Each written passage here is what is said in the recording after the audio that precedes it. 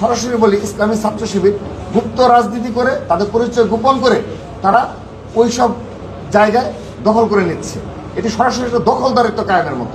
সরাসরি বলি, ইসলামী ছাত্র শিবির গুপ্ত রাজনীতি করে, তাদের পরিচয় গোপন করে তারা ওই সব জায়গায় দখল করে নিচ্ছে। এটি সরাসরি একটা দখলদারিত্ব কায়েমের মতো। বিভিন্ন জন অহেতুক, নিজের কোনো কর্মসূচি নেই, কোনো এজেন্ডা নাই, সারাদিন শুধু সংবাদ সম্মেলন করবে, 10 মিনিট বক্তব্যের মধ্যে 9.5 মিনিট হচ্ছে এটা সেটা আরেকজনের সমালোচনা করে সময় কাটায়। ছাত্র শিবির সম্পর্কে অনেক প্রোপাগান্ডা চালানো হয়, বিভিন্ন ট্যাগিং করা হয় আমাদেরকে।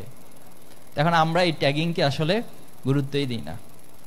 আমরা এই ট্যাগিং এর বিপরীতে বলতে চাই যে আপনাদের এই ট্যাগিং এর রাজনীতি করে আমরা আমাদের সময় নষ্ট করব না। আমাদের হাতে অনেক কাজ পড়ে আছে।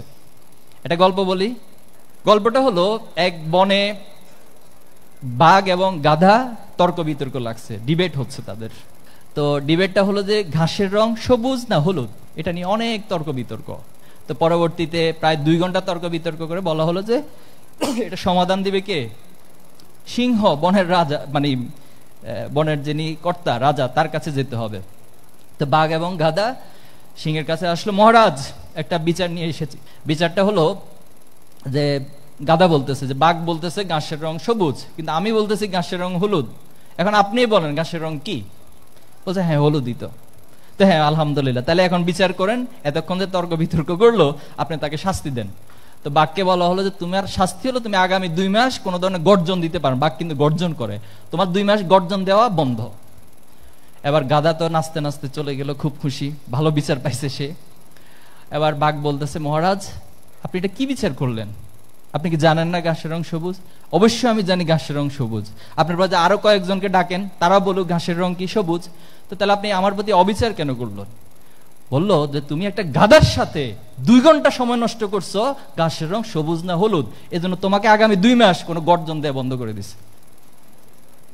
এজন্য আমাদের সমাজেও বিভিন্ন জন অহেতুক, নিজের কোনো কর্মসূচি নেই, কোনো এজেন্ডা নাই, সারাদিন শুধু সংবাদ সম্মেলন করবে, 10 মিনিট বক্তব্যের মধ্যে 9.5 মিনিট হচ্ছে এটা সেটা আরেকজনের সমালোচনা করে সময় কাটায়। এজন্য আমরা এই সমস্ত ব্যক্তিদের সাথে কথা বলে সময় নষ্ট করবো না।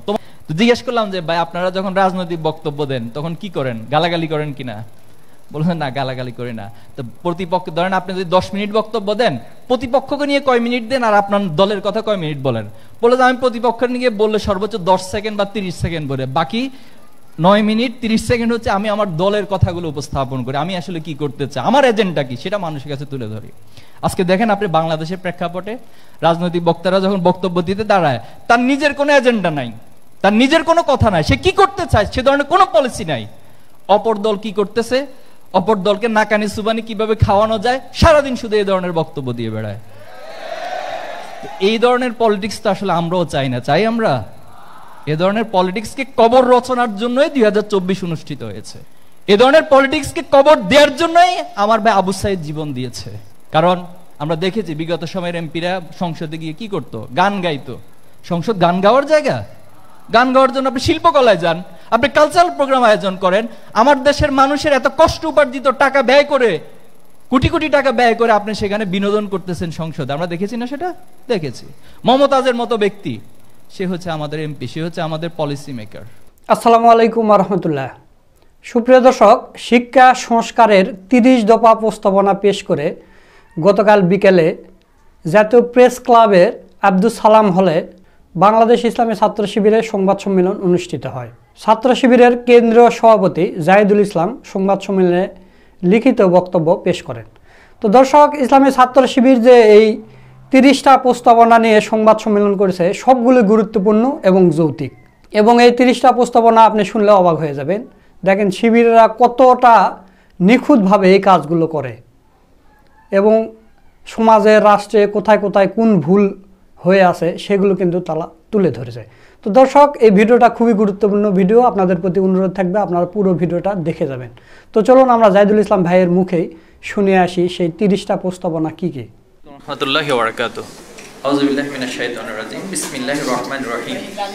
শিক্ষা সংস্কার প্রস্তাবনা 2025। আমন্ত্রিত অতিথিবৃন্দ, সম্মানিত সাংবাদিকবৃন্দ এবং উপস্থিত ইসলামী ছাত্র শিবিরের কেন্দ্রীয় সেক্রেটারি জেনারেল সহ কেন্দ্রীয় দায়িত্বশীলবৃন্দ, ঢাকাস্থ শাখার দায়িত্বশীল ভাইরা, আমরা আল্লাহ তাআলার কাছে শুকরিয়া আদায় করছি এবং আপনাদের প্রতি কৃতজ্ঞতা জ্ঞাপন করছি। আপনারা ব্যস্ততার মাঝেও আমাদেরকে সময় দিয়েছেন, এজন্য সবাইকে আজকের এই সংবাদ সম্মেলনে আন্তরিকভাবে অভিনন্দন এবং ধন্যবাদ ও কৃতজ্ঞতা জ্ঞাপন করছি। সম্মানিত উপস্থিতি, 1947 থেকে 2024-এর জুলাই অভ্যুত্থান পর্যন্ত আধিপত্যবাদ ফ্যাসিবাদ বিরোধী লড়াইয়ে যারাই জীবন দিয়েছেন, জুলুম নির্যাতনের শিকার হয়েছেন, বিশেষ করে গত 2024 সালের জুলাই আগস্ট অভ্যুত্থানে যারা জীবন দিয়ে রক্ত দিয়ে আমাদেরকে নতুন বাংলাদেশ বিনির্মাণের স্বপ্ন দেখাচ্ছেন এবং নতুন বাংলাদেশ উপহার দিয়েছেন, আমরা তাদেরকে আজকের এই সংবাদ সম্মেলনের শুরুতেই বিশেষভাবে স্মরণ করছি এবং তাদের জন্য দোয়া করছি আল্লাহ যেন তাদের ত্যাগকে কবুল করে নেন এবং তাদেরকে শাহাদাতের মর্যাদা দান করেন, আল্লাহুম্মা আমিন। সেই সাথে এই আন্দোলনে যারা আহত পঙ্গুত্ব বরণকারী রয়েছেন, আমরা তাদের সুস্থতার জন্য আল্লাহ তাআলার কাছে দোয়া করছি, আল্লাহ তাদেরকে সুস্থ করে দিন, আমিন। প্রিয় সাংবাদিকবৃন্দ, বাংলাদেশ ইসলামী ছাত্র শিবির প্রতিষ্ঠা লগ্ন থেকেই সৎ, দক্ষ, দেশপ্রেমিক নাগরিক তৈরির জন্য বাংলাদেশের ছাত্র সমাজের মাঝে কাজ করে যাচ্ছে। ছাত্র শিবির বিশ্বাস করে একটি আদর্শ জাতি গঠনে শিক্ষার বিকল্প নেই। তাই ছাত্র শিবিরের মৌলিক 5 দফার অন্যতম একটি দফা হচ্ছে ইসলামী শিক্ষা আন্দোলন ও ছাত্র সমস্যার সমাধান। ঔপনিবেশিক শাসনের 190 বছরের দীর্ঘ আজাদী লড়াইয়ে বিজয় এসেছিল 1947 সালে। এটি শুধু ব্রিটিশ শাসন থেকে মুক্তিই নয়, বরং জমিদারি প্রথার বিলুপ্তি এবং নাগরিকত্বের স্বীকৃতি সূচনা ছিল। কিন্তু পাকিস্তান রাষ্ট্র প্রতিষ্ঠার পর শাসকদের অদূরদর্শিতা, ভাষা ও সাংস্কৃতিক বৈচিত্র্যের অবমূল্যায়ন এবং রাজনৈতিক বৈষম্য পূর্ব ও পশ্চিম পাকিস্তানের মধ্যে গভীর বিভাজন সৃষ্টি করে ইতিহাসের নতুন ধারা 52 থেকে 71। অবশেষে 1971 সালে স্বাধীনতা যুদ্ধের মাধ্যমে আমরা অর্জন করি নতুন পতাকা ও স্বাধীন জাতিরাষ্ট্র বাংলাদেশ। কিন্তু স্বাধীনতার 54 বছর পর সুবর্ণ জয়ন্তী পেরিয়ে এই জনপদের মানুষ স্বাধীনতার প্রকৃত স্বাদ লাভ করতে পারেনি। বর্বর ক্ষমতার পালাবদলেও মানুষের ভাগ্যের মৌলিক কোনো পরিবর্তন পরিলক্ষিত হয়নি। শিক্ষা ও সংস্কৃতি ও রাষ্ট্রীয় মূল্যবোধ চরম অবক্ষয়, গণতান্ত্রিক কাঠামোর ধ্বংস এবং প্রাতিষ্ঠানিক ব্যর্থতা রাষ্ট্রকে অকার্যকর করে তোলে।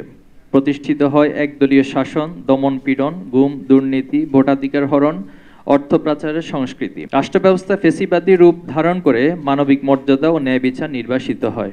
এই শোষণের বঞ্চনার বিরুদ্ধে 2024 সালের জুলাই মাসে ছাত্র জনতার নেতৃত্বে সংগঠিত হয় ঐতিহাসিক গণ অভ্যুত্থান 36 জুলাই, যা জুলাই বিপ্লব হিসেবে বাংলাদেশের নতুন জাতিরাষ্ট্র বিনির্মাণের সম্ভাবনা সৃষ্টি করেছে। প্রিয় উপস্থিতি, পাশ্চাত্য সভ্যতার আগ্রাসন এবং ভারতীয় আধিপত্যবাদের প্রভাব এদেশে নিজস্ব শিক্ষা কাঠামো তৈরিতে অন্তরায় হয়ে দাঁড়িয়েছে। 1972 সালে ডক্টর কুদরতি খুদা শিক্ষা কমিশন স্বাধীনতার মূলমন্ত্র সাম্য, মানবিক মর্যাদা ও সামাজিক সুবিচার উপেক্ষা করে শুধুমাত্র ধর্মনিরপেক্ষ শিক্ষানীতি প্রণয়ন করে, যা দেশের বৃহৎ জনগোষ্ঠীর আশা আকাঙ্ক্ষা, চিন্তা চেতনা, ঐতিহ্য, মূল্যবোধ ও সাংস্কৃতিক জীবনবোধের পরিপন্থী ছিল। এরপর 1978 সালে শিক্ষা উপদেষ্টা পরিষদ, 1983 সালে শিক্ষা পুনর্গঠন কমিটি, 1987 সালের জাতীয় শিক্ষা কমিশন, 1994 সালের কারিকুলাম টাস্কফোর্স, 2001 সালের শিক্ষা বিশেষজ্ঞ কমিটি শিক্ষা সংস্কারের কাজ করেছিল। কিন্তু রাজনৈতিক স্বার্থান্বেষী মহলের সুবিধার জন্য শিক্ষা সংক্রান্ত সংস্কার প্রস্তাবগুলো বিভিন্ন সময় পরিবর্তন হয়ে গিয়েছে। পতিত ফেসিবাদী সরকার 2010 সালে একটি ফেসিবাদী শিক্ষা প্রণয়ন করে এবং 2022 সাল থেকে সেই শিক্ষাক্রম বাস্তবায়ন শুরু করে। উক্ত শিক্ষাক্রমে ধর্মীয় শিক্ষাকে গুরুত্ব আরোপ না করে তদস্থলে বিদআত ও শিরকিয়াতের মতো ইসলামের সাথে সাংঘর্ষিক বিষয়গুলোকে অন্তর্ভুক্ত করা হয়েছিল। ছাত্র জনতার গণ অভ্যুত্থানের মাধ্যমে ক্ষমতাপ্রাপ্ত অন্তর্বর্তীকালীন সরকার একটি কার্যকর শিক্ষা ব্যবস্থার উদ্যোগ না নিয়ে 2012 সালের শিক্ষাক্রমে ফিরে যাওয়ার ঘোষণা দেয়, যা ছিল পতিত সরকারের ফ্যাসিবাদের বুনন। এর বিরুদ্ধে জনগণের তীব্র আন্দোলন শুরু হলে সরকার এই পরিত্যক্ত শিক্ষাক্রমকে স্থগিত ঘোষণা করে এবং তীব্র বিতর্কিত অংশগুলো বাদ দিয়ে একটি অস্থায়ী পাঠ্যসূচির মাধ্যমে শিক্ষা কার্যক্রম চালু রাখে। ফলে জাতি গঠনে পরিপূর্ণ পাঠ্যক্রম প্রণয়ন একটি অগ্রাধিকারযুক্ত জাতীয় কর্মসূচি হিসেবে গণ্য। 1972 সালের সংবিধানে বাংলাদেশের রাষ্ট্রের জাতীয় 4 মূলনীতি হলো গণতন্ত্র, সমাজতন্ত্র, জাতীয়তাবাদ ও ধর্মনিরপেক্ষতা মতবাদ, যার মাধ্যমে সকল নাগরিকের উপযোগী সমন্বিত শিক্ষা ব্যবস্থা গড়ে তোলা সম্ভব নয়। তাই মুসলিম দেশ হিসেবে বাংলাদেশে এমন একটি শিক্ষা ব্যবস্থা প্রবর্তন করা দরকার যার মাধ্যমে ইসলামের আদর্শকে জাতীয় জীবনের সর্বক্ষেত্রে রূপদান করা সম্ভব। আধুনিক বিশ্বে ইসলামের আদর্শকে মানব জাতির মুক্তির বিধান রূপে তুলে ধরার জন্য সুনাগরিক গঠনে জ্ঞান বিজ্ঞানের সকল দিকের শিক্ষা এবং সাহিত্যে ইসলামী নৈতিকতা মূল্যবোধের প্রাধান্য স্থাপন করতে হবে। তাই বস্তুগত জ্ঞানের সাথে নৈতিক শক্তির সমন্বয় সাধনই আমাদের শিক্ষা ব্যবস্থার লক্ষ্য হওয়া প্রয়োজন। সম্মানিত সাংবাদিকবৃন্দ, জুলাই গণ অভ্যুত্থানের আকাঙ্ক্ষা অনুযায়ী বাংলাদেশের শিক্ষা ব্যবস্থা হওয়া উচিত সমতা ভিত্তিক, প্রযুক্তি নির্ভর ও সৃজনশীল, যা নৈতিকতা, মানবিক মূল্যবোধ, বিজ্ঞান মনস্ক ও কর্মদক্ষতা বিকশিত করবে। এছাড়া শহর, গ্রাম, নারী পুরুষ, ধনী গরিব, জাতি, ধর্ম, বর্ণ নির্বিশেষে সকল প্রকার বৈষম্য দূর করে সকলের জন্য বিনামূল্যে ও মানসম্মত শিক্ষা নিশ্চিত করাই হোক দেশের শিক্ষা ব্যবস্থার মূল লক্ষ্য। অথচ বাংলাদেশের শিক্ষা খাতে বরাদ্দের পরিমাণ আন্তর্জাতিক মানদণ্ডের তুলনায় খুবই অপ্রতুল। ইউনেস্কোর সুপারিশ অনুযায়ী একটি দেশের জিডিপির ন্যূনতম 6% শিক্ষা খাতে ব্যয় করার উচিত, কিন্তু বাংলাদেশের ক্ষেত্রে এই হার 2%-এরও কম। এশিয়ার অন্যতম দেশ সিঙ্গাপুর জাতীয় বাজেটের প্রায় 10%, মালয়েশিয়া 17 থেকে 20%, ভারত আমাদের পার্শ্ববর্তী রাষ্ট্র সেখানে 13 থেকে 17%, চীনে 10 থেকে 13% শিক্ষা খাতে বরাদ্দ করে। এর তুলনায় 2025-26 অর্থ বছর বাংলাদেশের নানা খাতে পর্যাপ্ত বরাদ্দ থাকলেও শিক্ষা খাতে বরাদ্দ হয়েছিল মাত্র 1.8 থেকে 2%, যা অত্যন্ত কম এবং আন্তর্জাতিক মানদণ্ডের তুলনায় অনেক পিছিয়ে। দেশের তরুণ, ছাত্র ও যুব সমাজের প্রতিনিধিত্বকারী দায়িত্বশীল সংগঠন হিসেবে বাংলাদেশ ইসলামী ছাত্র শিবির বিভিন্ন সময়ে সিম্পোজিয়াম, সেমিনার, বুকলেট প্রকাশের মাধ্যমে শিক্ষা ব্যবস্থার ব্যাপারে সুনির্দিষ্ট প্রস্তাবনাসমূহ তুলে ধরেছে। বারবার স্মরণ করিয়ে দিয়েছিলাম দিশেহারা একটি জাতির গঠনমূলক শিক্ষা ব্যবস্থার ভিত্তি কি, কেন এবং কেমন হওয়া জরুরি। আমরা জানি শিক্ষা কাঠামোদের 3টি অংশীজন ওতপ্রোতভাবে জড়িত: শিক্ষক, শিক্ষার্থী এবং অভিভাবক। এই 3 শ্রেণীর মৌলিক প্রত্যাশার জায়গাও এক অভিন্ন, তা হলো গুণগত শিক্ষা। উল্লেখ্য, দীর্ঘকাল ধরে এই জনপদে অধিকাংশ মানুষের মূল্যবোধ ও আকাঙ্ক্ষার বিপরীতে চাপিয়ে দেওয়া ঔপনিবেশিক, সাম্রাজ্যবাদী ও আধিপত্যবাদী শিক্ষা ব্যবস্থার মূলে কুঠারাঘাত করার জন্য এই 3 শ্রেণী রক্ত দিয়েছে। বাংলাদেশ ইসলামী ছাত্র শিবির সেই শহীদদের কাঙ্ক্ষিত দেশ গঠনে ফ্যাসিবাদের রেখে যাওয়া ঘুণে ধরা শিক্ষা ব্যবস্থাকে আধুনিকরণ, যুগোপযোগী ও নৈতিক মূল্যবোধের ভিত্তিতে পুনর্গঠনের জন্য পাঠ্যক্রম, শিক্ষানীতি, শিক্ষা ব্যবস্থা, উচ্চশিক্ষা, মাদ্রাসা শিক্ষা, দক্ষতা মূল্যায়ন, শিক্ষক প্রশিক্ষণ এবং বিবিধ বিষয়কে সামনে রেখে আমরা 30 দফা সংস্কার প্রস্তাবনা উপস্থাপন করছি। আমাদের 30 দফা সংস্কার প্রস্তাবনা 1, অন্তর্ভুক্তিমূলক শিক্ষা কমিশন গঠন। সর্বজন শ্রদ্ধেয় শিক্ষাবিদ, গবেষক, আলেম সমাজের প্রতিনিধি, ছাত্র প্রতিনিধি এবং নীতি নির্ধারকদের নিয়ে একটি অন্তর্ভুক্তিমূলক স্বাধীন শিক্ষা কমিশন গঠন করতে হবে। গবেষণা ও মূল্যায়নের মাধ্যমে বাংলাদেশের শিক্ষার বর্তমান অবস্থার বিশ্লেষণ করে শিক্ষা ব্যবস্থার উপর একটি প্রতিবেদন প্রকাশ এবং নতুন শিক্ষানীতি প্রণয়ন করার জন্য জুলাই অভ্যুত্থানের মূল স্পিরিটকে ধারণ করে শিক্ষানীতি প্রণয়ন করতে হবে। সংস্কার প্রস্তাবনা 2, জুলাই অভ্যুত্থানকে পাঠ্যসূচিতে অন্তর্ভুক্তিকরণ।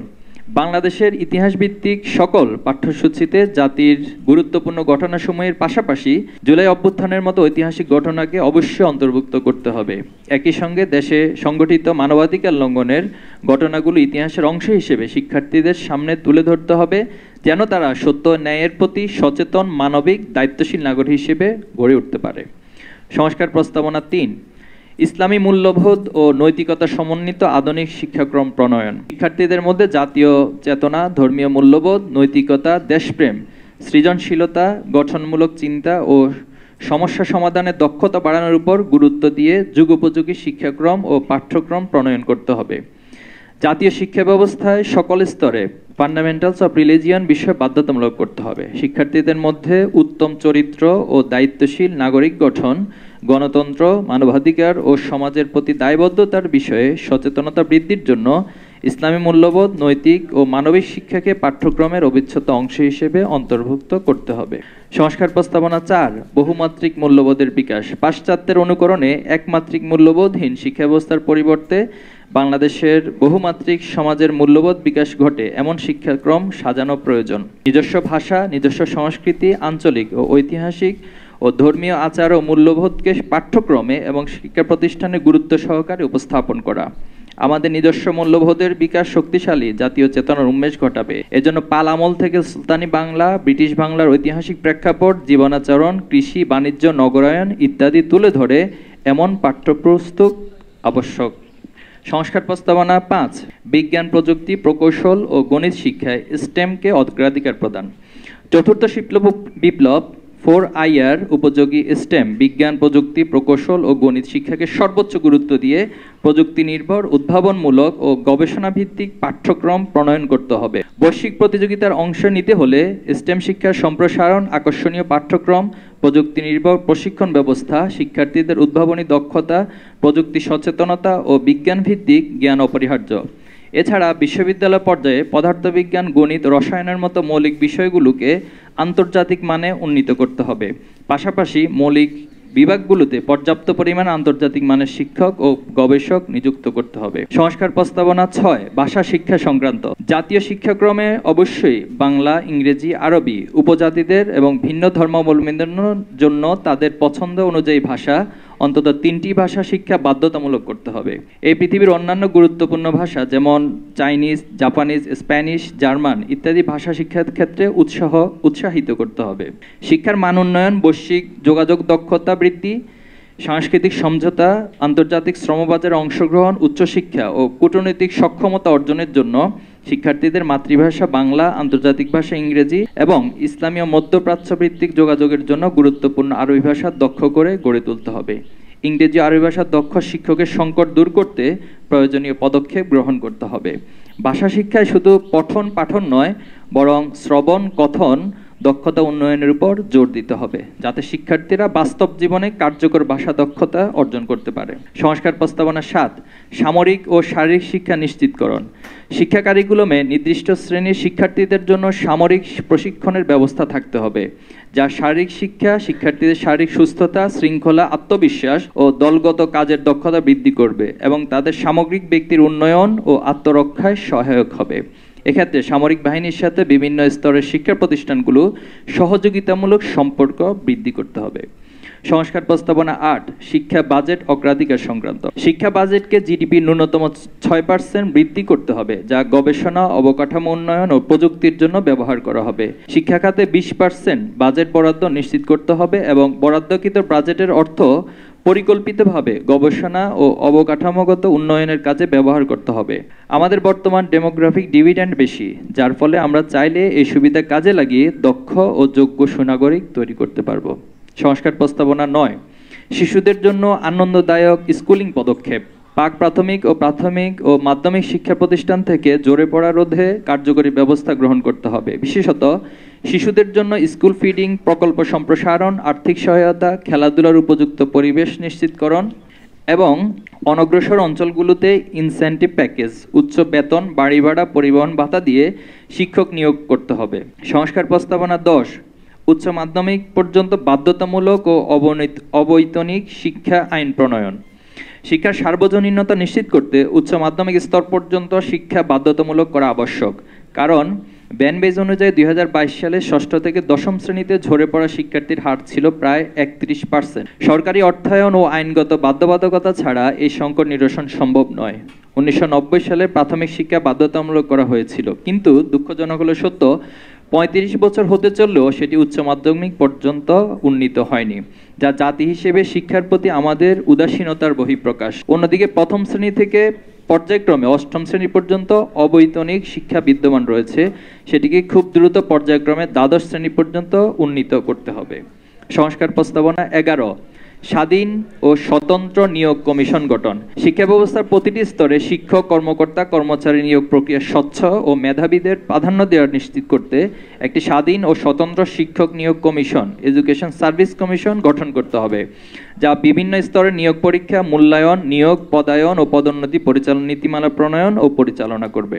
এর অধীনে শিক্ষক, কর্মকর্তা, কর্মচারীদের জন্য আলাদা পে স্কেল ঘোষণা করতে হবে।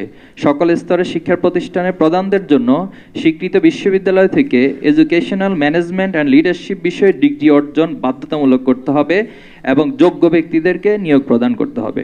সংস্কার প্রস্তাবনা 12, নারী শিক্ষার প্রসারে উপযুক্ত পরিবেশ নিশ্চিতকরণ। নারীদের উচ্চশিক্ষায় অংশগ্রহণ বাড়াতে দেশের প্রতিটি শিক্ষা প্রতিষ্ঠানে নারী বান্ধব পরিবেশ নিশ্চিত করতে হবে। শিক্ষা ব্যবস্থায় আধুনিক ও কারিগরি শিক্ষার সুযোগ নারীদের জন্য সমানভাবে সম্প্রসারিত করতে হবে, যাতে তারা বর্তমান যুগের চাহিদা অনুযায়ী দক্ষতা অর্জন করতে পারে।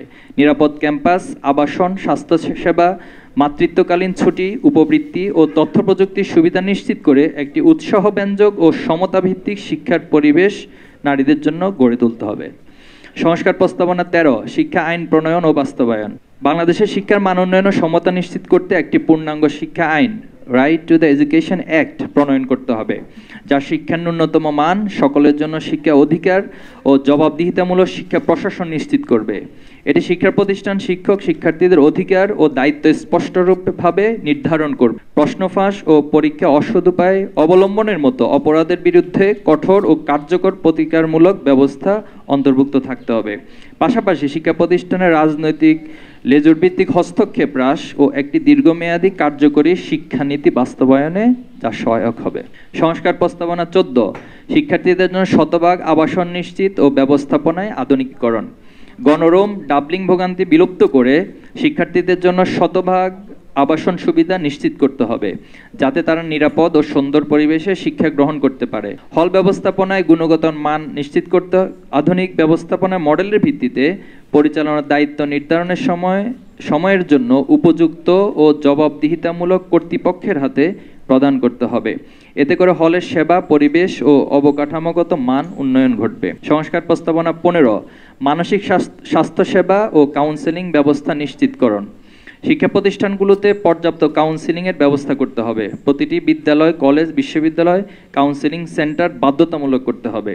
শিক্ষার্থীদের জন্য মানসিক স্বাস্থ্য নীতিমালা, মেন্টাল হেলথ পলিসি আপডেট করতে হবে এবং সেই সাথে যথাযথ বাস্তবায়ন করতে হবে। পাশাপাশি শিক্ষকদের জন্য মেন্টাল হেলথ ফার্স্ট এড প্রশিক্ষণ বাধ্যতামূলক করতে হবে। সংস্কার প্রস্তাবনা 16, শিক্ষার্থী বান্ধব শিক্ষাঙ্গন বাস্তবায়ন। বুলিং, র্যাগিং, গেস্টরুম কালচারের বিরুদ্ধে কঠোর নীতিমালা ও কাউন্সেলিংয়ের ব্যবস্থা মাধ্যমে শিক্ষাঙ্গনে সহিংসতা ও ভীতির সংস্কৃতি নির্মূল করতে হবে। নারী শিক্ষার্থীদের জন্য আলাদা টয়লেট, কমন রুম, নামাজঘর ও প্রজন স্বাস্থ্যসেবা বিষয়ে সচেতনতা বৃদ্ধি ও প্রয়োজনীয় সহায়তা নিশ্চিত করতে হবে। শিক্ষা প্রতিষ্ঠানে জরুরি স্বাস্থ্যসেবা কেন্দ্র ও পর্যাপ্ত প্রশিক্ষিত চিকিৎসাকর্মী নিয়োগ দিয়ে শিক্ষার্থীদের জরুরি স্বাস্থ্য সহায়তা নিশ্চিত করতে হবে। ক্যাফেটেরিয়া ও খাদ্য সরবরাহ ব্যবস্থাপনায় পুষ্টিমান, স্বাস্থ্যবিধি ও মূল্য নিয়ন্ত্রণ নিশ্চিত করতে আলাদা তদারকি কমিটি গঠন করতে হবে। শিক্ষা প্রতিষ্ঠানে দুর্যোগ প্রস্তুতি, অগ্নি নির্বাপন, ভূমিকম্প সচেতনতা ও নিরাপদ সড়ক ব্যবস্থার জন্য প্রশিক্ষণ ও অবকাঠামো নিশ্চিত করতে হবে। একই সাথে সময়োপযোগী প্রশাসনিক কাঠামো, ডিজিটাল ব্যবস্থাপনা চালু করে স্বচ্ছতা, জবাবদিহিতা ও দ্রুত সেবা নিশ্চিত করতে হবে। সংস্কার প্রস্তাবনা 17, যোগ্য ব্যক্তিদের অগ্রাধিকার দিয়ে শিক্ষা প্রতিষ্ঠান পরিচালনা পর্ষদ গঠন। সকল স্তরে শিক্ষা প্রতিষ্ঠান পরিচালনা পর্ষদ ও ব্যবস্থাপনায় বাধ্যতামূলকভাবে শিক্ষানুরাগী শিক্ষক, শিক্ষাবিদ সদস্য, দাতা সদস্যের বাইরে উদ্যোক্তা, প্রতিষ্ঠাতা সদস্য অন্তর্ভুক্ত থাকতে হবে।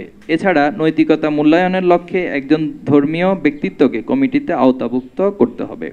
সংস্কার প্রস্তাবনা 18, গবেষণামুখী উচ্চশিক্ষা। দেশের উচ্চশিক্ষা প্রতিষ্ঠানগুলোকে গবেষণামুখী হিসেবে গড়ে তোলার কার্যকরী নীতিমালা প্রণয়ন করতে হবে। বিশেষ করে বিশ্ববিদ্যালয়গুলোকে গবেষণা ও উদ্ভাবনের কেন্দ্র হিসেবে গড়ে তোলার উদ্যোগ নিতে হবে। শিক্ষক নিয়োগে মেধাবীদের অগ্রাধিকার নিশ্চিত করতে হবে এবং বিশ্বের বিভিন্ন দেশে অধ্যয়নরত ও গবেষণা নিয়োজিত প্রবাসী বাংলাদেশি শিক্ষকদের দেশে ফিরিয়ে এনে সম্মানজনক ভাতা ও সুযোগ সুবিধা দিয়ে শিক্ষা কার্যক্রমে যুক্ত করতে হবে। একই সঙ্গে শিক্ষকদের জন্য একটি সুনির্দিষ্ট ও যুগোপযোগী প্রশিক্ষণ নীতিমালা প্রণয়ন এবং তার বাস্তবায়ন নিশ্চিত করতে হবে, যাতে তারা আন্তর্জাতিক মানের জ্ঞান ও দক্ষতা অর্জনে সক্ষম হন। পাশাপাশি বিশ্ববিদ্যালয়ে বিদ্যমান রিসার্চ সেল ও আধুনিকায়ন ও গবেষণা শিক্ষার্থীদের উদ্বুদ্ধ করার লক্ষ্যে কার্যকরী পদক্ষেপ গ্রহণ করতে হবে। সংস্কার প্রস্তাবনা 19, মাদ্রাসা শিক্ষা ব্যবস্থা সংক্রান্ত। আলিয়া ও কওমি মাদ্রাসা সংস্কারের ক্ষেত্রে দেশবরেণ্য শিক্ষাবিদ, আলেম ওলামাদের সমন্বয়ে একটি স্বতন্ত্র মাদ্রাসা শিক্ষা কমিশন গঠন করতে হবে, যার কাজ হবে ধর্ম, বিজ্ঞান, প্রযুক্তি ও জাতীয় আন্তর্জাতিক শ্রমবাজারের সাথে সমন্বয় করে শিক্ষা কারিকুলাম সংস্কার নীতিমালা প্রণয়ন ও বাস্তবায়ন। সেই সাথে এই বিশেষ শিক্ষা ব্যবস্থায় আন্তর্জাতিক মানের ইসলামিক স্কলার তৈরিতে প্রাধান্য দিতে হবে। সাধারণ শিক্ষার সাথে সামঞ্জস্য রেখে মাদ্রাসা শিক্ষা ব্যবস্থার সকল পর্যায়ে শিক্ষকদের জন্য অভিন্ন বেতন কাঠামো প্রণয়ন করতে হবে। জুলাই গণঅভ্যুত্থানের সকল শ্রেণীর মাদ্রাসা, কওমি, আলিয়া, হাফেজিয়া, ফুরকানিয়া, দিনিয়া, সুন্নিয়া সহ শিক্ষক শিক্ষার্থীদের অংশগ্রহণ ছিল অবিস্মরণীয়। তাই অভ্যুত্থান পরবর্তী বাংলাদেশে সকল স্তরে মাদ্রাসা শিক্ষা ব্যবস্থার উন্নয়নে ও বৈষম্য দূরীকরণে সরকারকে যথাযথ ব্যবস্থা গ্রহণ করতে হবে। সংস্কার প্রস্তাবনা 20, কারিগরি শিক্ষার মান বৃদ্ধি। বাংলাদেশে কারিগরি শিক্ষার মান উন্নয়নের জন্য দেশের সকল ভোকেশনাল, পলিটেকনিক ও কারিগরি শিক্ষা প্রতিষ্ঠানগুলোতে আধুনিক যন্ত্রপাতি ও প্রযুক্তির ব্যবহার সহজলভ্য করতে হবে। কর্মমুখী শিক্ষাকে প্রাধান্য দিতে হবে, যেমন লো স্কিল জনশক্তির উপবৃত্তি দিয়ে প্রেরণা দেওয়া যেতে পারে। কারিগরি শিক্ষা প্রতিষ্ঠানগুলোতে শিল্প খাতের চাহিদা অনুযায়ী সিলেবাস ও প্রশিক্ষণ কর্মসূচি প্রণয়ন করতে হবে, যাতে শিক্ষার্থীরা সহজেই চাকরির বাজারে যুক্ত হতে পারে। সরকারি ও বেসরকারি খাতে মধ্যে পারস্পরিক সহযোগিতা বাড়িয়ে কারিগরি শিক্ষা পেশাদারী অভিজ্ঞ ও ইন্টার্নশিপ সুযোগ নিশ্চিত করতে হবে। সংস্কার প্রস্তাবনা 11, মূল্যায়ন পদ্ধতির সংস্কার। প্রতিটি শিক্ষার্থীর জ্ঞান, দক্ষতা, আচরণ এই 3টি দিক মূল্যায়নের উপর জোর দিতে হবে। তাই শুধুমাত্র পরীক্ষা নির্ভর না হয়ে ধারাবাহিক ও সামষ্টিক পদ্ধতির মাধ্যমে অর্জিত জ্ঞান ও মূল্যবোধের মাধ্যমে তার বাস্তব প্রয়োগ মূল্যায়ন অতীব জরুরি। শিক্ষা ব্যবস্থার প্রতিটি স্তরে লিখিত পরীক্ষা ছাড়াও প্রজেক্ট, অ্যাসাইনমেন্ট, দলগত কাজ ইত্যাদির মাধ্যমে শিক্ষার্থীদের যথাযথ মূল্যায়ন ব্যবস্থা রাখতে হবে। সংস্কার প্রস্তাবনা 22, শিক্ষক প্রশিক্ষণ কাঠামোর আধুনিকায়ন। সকল স্তরে শিক্ষকদের জন্য প্রি সার্ভিস ও ইন সার্ভিস প্রশিক্ষণে pedagogy skills, art of teaching এবং বিষয়ভিত্তিক শিক্ষণ পদ্ধতি বাধ্যতামূলক করতে হবে।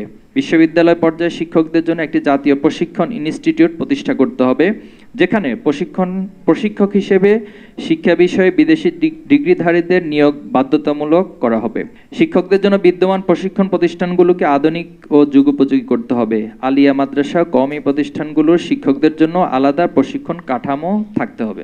সংস্কার প্রস্তাবনা 23, শিক্ষক মূল্যায়ন কার্যকর পদ্ধতি প্রবর্তন। বাংলাদেশ শিক্ষা ব্যবস্থার গুণগত মান নিশ্চিত করতে শিক্ষক মূল্যায়নের একটি সময়োপযোগী, স্বচ্ছ ও বহুমাত্রিক পদ্ধতি চালু করতে হবে। এই পদ্ধতি শিক্ষার্থীর ফলাফল, শিক্ষণ দক্ষতা, শ্রেণীকক্ষ ব্যবস্থাপনা, সহকর্মী মতামত ও অভিভাবক প্রতিক্রিয়ায় বিবেচনায় নিতে হবে।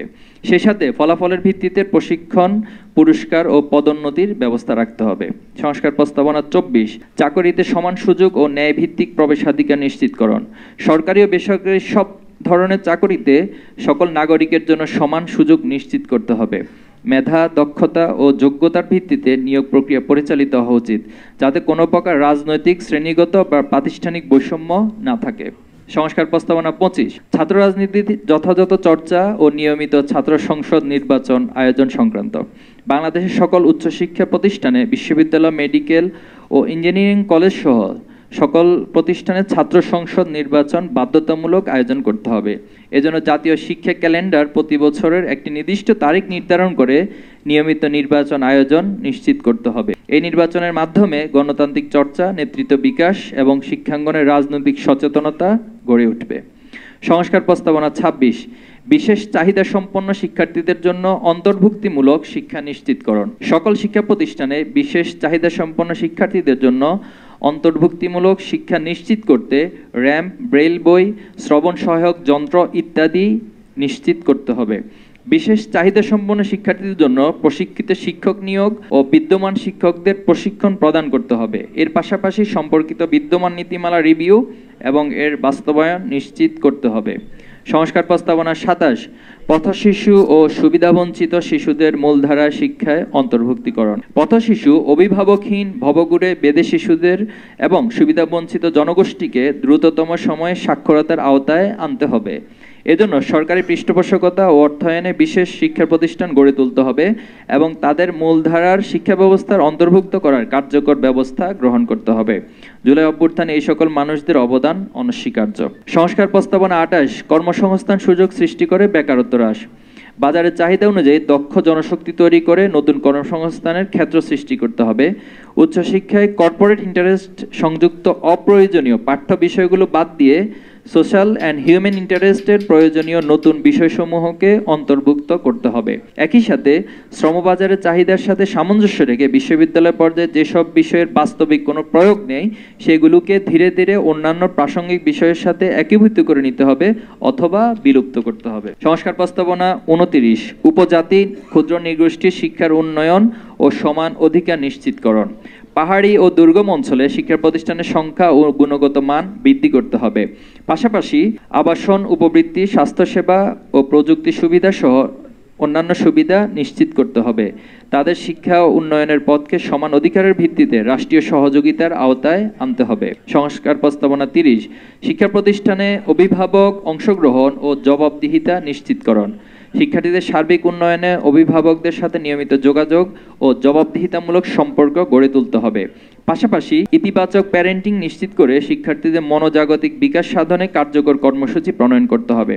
শিক্ষার্থীদের মধ্যকার নৈতিকতা, শ্রেণীকক্ষে উপস্থিতি, একাডেমিক অগ্রগতি ও শৃঙ্খলা নিশ্চিতকরণে শিক্ষা প্রতিষ্ঠানগুলোতে অভিভাবক প্রতিনিধির অন্তর্ভুক্ত করে অভ্যন্তরীণ কমিটি গঠন করতে হবে। এতে শিক্ষা ব্যবস্থার স্বচ্ছতা, দায়িত্ববোধ ও সম্মিলিত অংশগ্রহণ নিশ্চিত হবে। প্রিয় উপস্থিতি, শিক্ষা জাতির মেরুদণ্ড। একটি জাতিকে সমৃদ্ধ করতে হলে তার শিক্ষা ব্যবস্থা যুগোপযোগী ও নৈতিক মূল্যবোধ সম্পন্ন হওয়া চাই। স্বাধীনতার পর থেকেই টেকসই যুগোপযোগী শিক্ষা নীতিমালা ও কারিকুলাম প্রণয়ন ছিল একটি মৌলিক কাজ। ক্ষমতার পালা বদলে সেই মৌলিক কাজটি করার সুযোগ এসেছিল বহুবার, কিন্তু রাজনৈতিক শক্তিগুলো নিজেদের আদর্শ ও ক্ষমতাকে প্রাধান্য দিতে গিয়ে শিক্ষা নীতিমালা রাষ্ট্রের মৌলিক চাহিদা মেটাতে অনেকটাই ব্যর্থ হয়েছিল। কিন্তু জুলাই অভ্যুত্থানের ফলে বিগত ফ্যাসিবাদী শাসনের অবসান হলে গণমানুষের মাঝে আবার আশার সঞ্চার হয়েছে। বাংলাদেশ ইসলামী ছাত্র শিবির জাতীয় ঐক্য প্রতিষ্ঠা ও জুলাই অভ্যুত্থানের পরবর্তী মানুষের চাহিদা, আশা আকাঙ্ক্ষার যুগোপযোগী শিক্ষা ব্যবস্থার প্রণয়নের তাগিদে 30 দফা সংস্কার প্রস্তাবনা উপস্থাপন করেছি। ছাত্র শিবির আশা করে এই 30 দফা সংস্কার প্রস্তাব গৃহীত হলে শিক্ষা ব্যবস্থার মৌলিক ত্রুটি দূর হবে, যা সৎ, দক্ষ, দেশপ্রেমিক নাগরিক তৈরিতে ভূমিকা রাখবে ইনশাআল্লাহ। বাংলা ইসলামী ছাত্র শিবির দৃঢ়ভাবে বিশ্বাস করে শিক্ষানীতি জাতির ভবিষ্যৎ নির্ধারণে অন্যতম প্রধান নিয়ামক।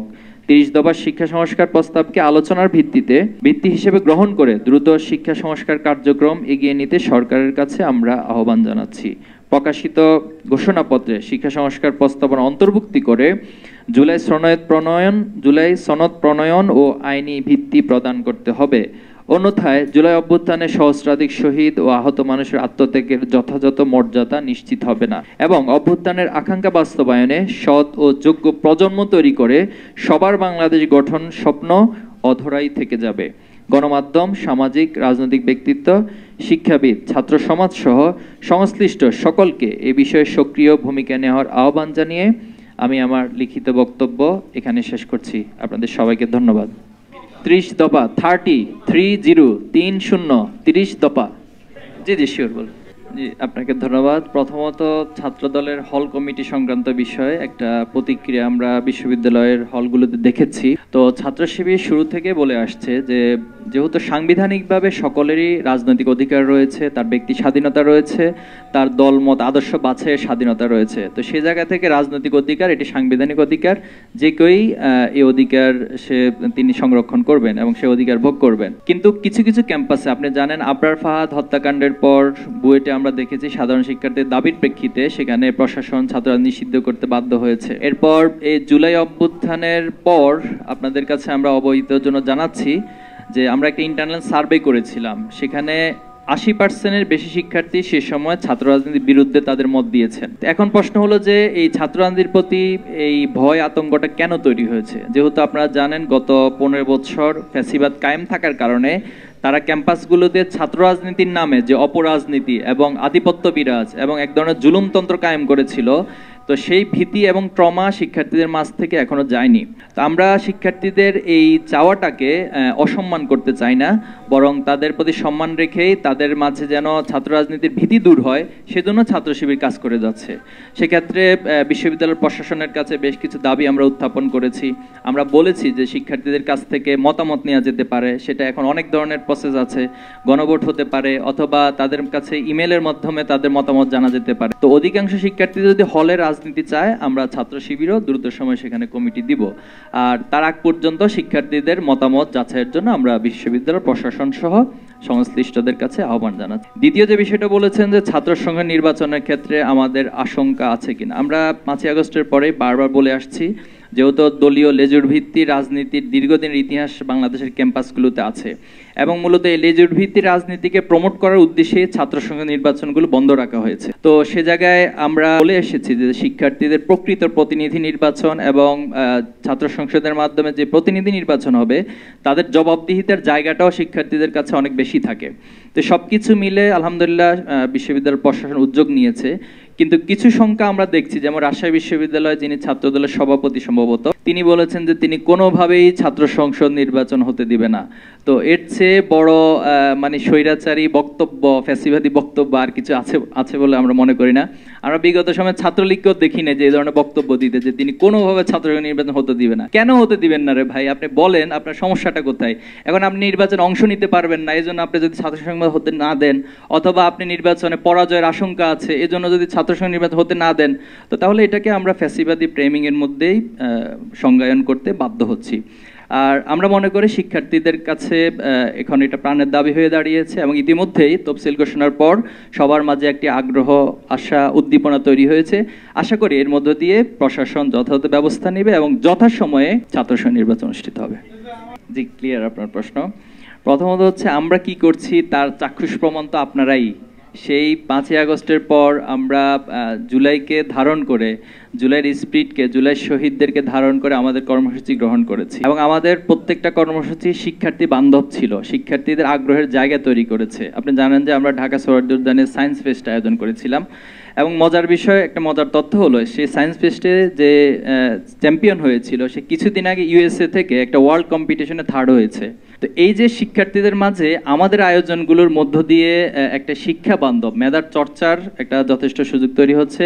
আমরা প্রত্যেকটা ক্যাম্পাসে গিয়ে আস্ক শিবির, নো শিবির এই প্রোগ্রামগুলো আয়োজন করেছি। মিট দ্য ব্রিলিয়ান্স, তাদের সাথে আমরা মুখোমুখি হয়েছি এবং তাদের প্রত্যেকটার প্রশ্নের খোলাখুলি জবাব আমরা দেওয়ার চেষ্টা করেছি, শিক্ষার্থীদের কাছে আমরা গিয়েছি। এবং ছাত্র রাজনীতিটা একটি সমাজের জন্য, একটি রাষ্ট্রের জন্য কতটা গুরুত্বপূর্ণ এই বিষয়গুলো আমরা বারবার তাদের কাছে তুলে ধরার চেষ্টা করছি। আমরা ছাত্র কল্যাণমূলক কাজগুলো বাড়াচ্ছি, গবেষণামূলক কাজগুলো বাড়াচ্ছি। তো এর মধ্য দিয়ে আমাদের রিসেন্ট একটা সার্ভে আছে, সেখানে সেটা 60% এসে দাঁড়িয়েছে, যেটা আগে 80%-এর ভীতি ছিল, সেটা এখন 60% এসে দাঁড়িয়েছে। এটা আমরা আশা করছি যে এই প্রক্রিয়া যদি অব্যাহত থাকে তাহলে আশা করি এই ভীতিটা দূর হবে। কিন্তু দুর্ভাগ্যজনক হলো সত্য যে আমাদের বন্ধু প্রতিম যে ছাত্র সংগঠনগুলো আছে, ওনাদের বক্তৃতা, বিবৃতি অথবা ওনাদের কার্যক্রম শিক্ষার্থীদেরকে মাঝে মাঝে আবার ভীতি সঞ্চারের একটা জায়গা তৈরি করছে। তো আমরা এই জন্য সবাইকে এই কার্যক্রম থেকে এবং এই কাদা ছোড়াছড়ি থেকে ফিরে আসার আহ্বান জানাচ্ছি। আর নতুন করে আপনি যেটি বলেছেন যে আসলে